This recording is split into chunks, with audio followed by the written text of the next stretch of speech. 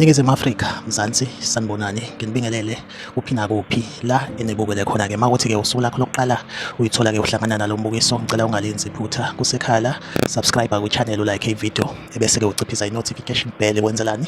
Wenzela ukuthi-ke uma ngifaka i-video uthole i-notification, then ngokushesha bese uyangena kwi-video uyayibuka. Siku-Trend TV siyaqinisekisa-ke ukuthi-ke sikulethela-ke lolo daba olusuke lusematheni ngalolo suku. Ingane zakwethu osukwini lwayizolo silale nendaba ezibuhlungu, indaba ezibuhlungu zokudlula kwamfowethu lo engimfakile esithombeni. Igama lakhe uMxolisi, ubedume kakhulu-ke ku-TikTok njengey'nkulumo ezakhayo nangokugqugquzela nje abantu, uku-inspire-isha abantu ngezinto okumele bazenze empilweni, nangokunika ithemba lokuthi ungagcini into ngokuyicabanga kodwa phetha ngokuthi uyenze. Osukwini layizolo-ke silale ngalezo indaba ezokuthi-ke insizwa idlulile emhlabeni. So kunevidiyo engiyipostile ku-TikTok, ividiyo emayelana nalo lolu daba. Abantu-ke bakhombisa ukuphatheka kabi njengomuntu ebebengazwanga ukuthi uyagula. So kunabantu-ke abebengabhilivi ukuthi le ndoda le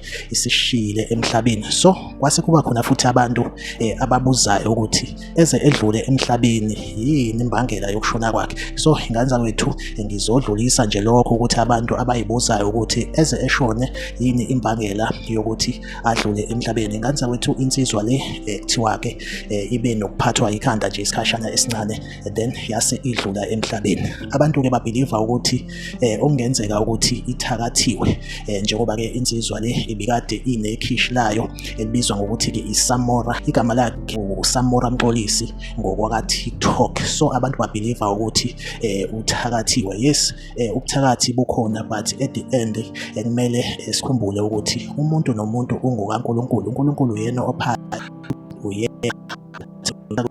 emndenini kaMxolisi nje awududuzeke ngalesi sikhathi sobunzima, kanjalo nabantu abasondelene naye baduduzeke ngalesi sikhathi.